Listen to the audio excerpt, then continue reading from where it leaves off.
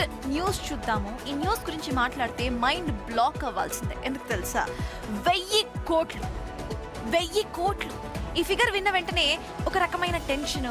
ఏంటి, దేని గురించి మాట్లాడుతుంది? ఇంకొక అవినీతి తిమింగలం పట్టుబడ్డారా, లేకపోతే ఇంకో స్కామ్ ఏమైనా జరిగిందా అని అనుకుంటారు కదా.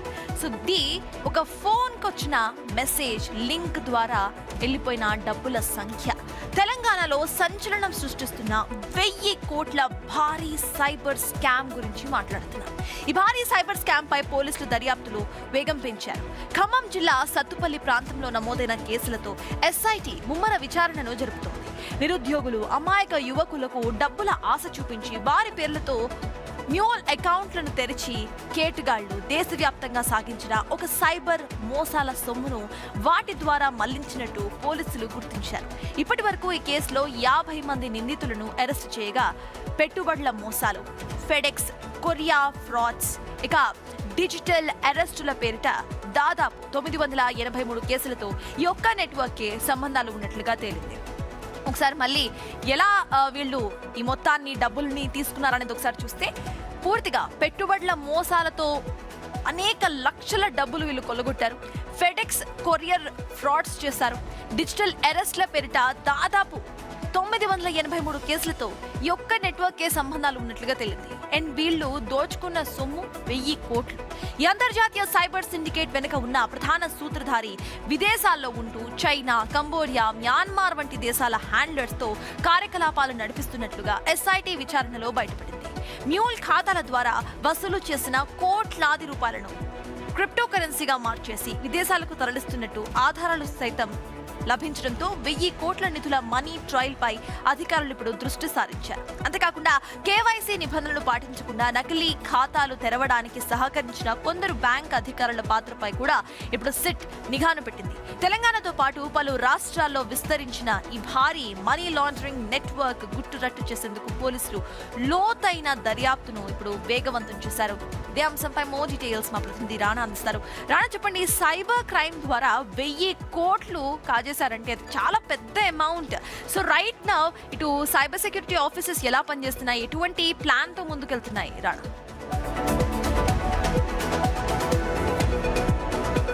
సత్తాజ్, ఇప్పుడు ప్రాథమిక దర్యాప్తు దశలో ఉన్నప్పుడు మాత్రమే ఈ 1000 కోట్ల అంశం అనేది బయటకు వచ్చింది. కాకపోతే దీని దర్యాప్తు లోతుగా వెళ్తే దీని కుంభకోణం చాలా పెద్ద ఎత్తున ఉన్నట్టుగా మనకు సమాచారం. ఇది 5000 కోట్ల వరకు కూడా వెళ్ళే అవకాశం ఉన్నట్టుగా తెలుస్తోంది. ఎందుకంటే ఇప్పటి వరకు ఖమ్మంలో స్టార్ట్ అయింది, ఇంకా ఇతర రాష్ట్రాల్లో కూడా రాణా, ఇటువంటి స్కామ్స్ గురించి మాట్లాడినప్పుడు 2 డౌట్స్ వస్తాయి. ఇప్పటి వరకు 1000 కోట్లలో ఎంత వరకు డబ్బులను ఫ్రీజ్ చేయగలిగారు అధికారులు, ఒక డౌట్ అయితే. ఇంకొకటి వచ్చేసి ఎవరినైతే అరెస్ట్ చేశారో వాళ్ళలో నిజమైన పాత్రదారు ఉన్నారా, లేకపోతే కింద ఉన్న నెట్వర్క్ కి సంబంధించిన చిన్న స్థాయి వాళ్ళని మాత్రమే అరెస్ట్ చేశారని. సో వాటికి సంబంధించి అధికారులు ఏమంటున్నారు రాణా? మెయిన్ అంటే తెలంగాణకు సంబంధించి కానీ ఆంధ్రప్రదేశ్ సంబంధించిన కానీ దేశంలో కొంచెం నెట్వర్క్ మెయింటైన్ చేసిన వ్యక్తులు ఇప్పుడు ఆల్మోస్ట్ అరెస్ట్ అయిపోయారు. సో వాళ్ళకి సంబంధించిన అంతర్జాతీయ లింకులు కూడా బయటపడ్డాయి. కాబట్టి వీరు ఏ రకంగా క్రిప్టో కరెన్సీ ద్వారా కూడా ఈ అమౌంట్లంతా కూడా వాళ్ళు చేస్తారు, మనీ లాండరింగ్ చేస్తారు, దాంట్లో కూడా పూర్తిగా దర్యాప్తు చేస్తారు.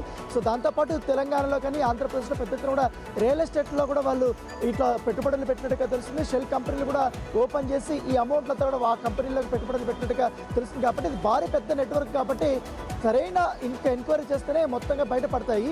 సో దాంతోపాటు ఇప్పటికే 5 బృందాలుగా ఏర్పడ్డారు. ఇప్పటికే సిట్ బృందం కూడా సమీక్ష సమావేశం కూడా నిర్వహించారు. రాణా, దీనికి సంబంధించిన ప్రధానమైన సూత్రధారి ఫారెన్ లో ఉంటూ క్రిప్టో కరెన్సీ ద్వారా ఈ డబ్బులన్నింటినీ తీసుకుంటున్నట్టుగా తెలుస్తోంది. ఇంకొకటి, ఇటు ఫ్యూచర్ లో అంటే బిగ్ టీవీ చూస్తున్న ఆడియన్స్ అందరికీ కూడా ఇటువంటి స్కామ్స్ బారిన పడకుండా ఉండడానికి ఎటువంటి జాగ్రత్తలు తీసుకోవాలి అని అంటున్నారు అధికారులు రాణా?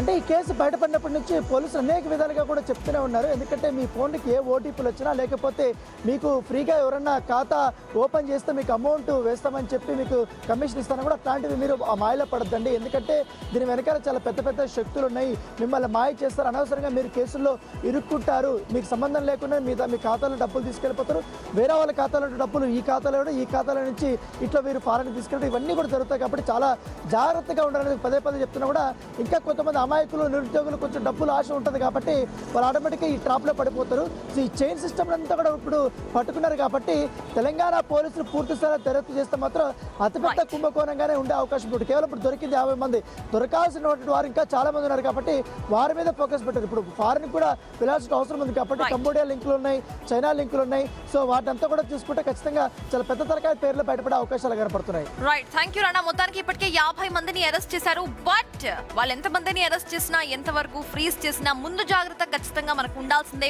ఫోన్ కి సంబంధించి ఎటువంటి message, links, calls, especially digital అరెస్ట్ల పేరుతో ఎవరైనా కాల్ చేస్తే అవన్నీ కూడా మోసగాళ్ళు, మీకు మోసగాళ్ళ మెసేజెసే అని చెప్పి ఫస్ట్ మీకు అర్థం అవ్వాలి. ఆ తర్వాత డిజిటల్ అరెస్ట్ అంటూ ఎవరైనా కాల్ చేస్తే ఖచ్చితంగా కూడా రిపోర్ట్ చేయండి. లింక్స్ ఎక్కడ పడితే అక్కడ నుండి లింక్స్ వచ్చినప్పుడు వాటి మీద క్లిక్ చేయకండి. ది బిగ్ టీవీ మీ అందరికీ కూడా కోరుతోంది. అండ్ మీ అందరి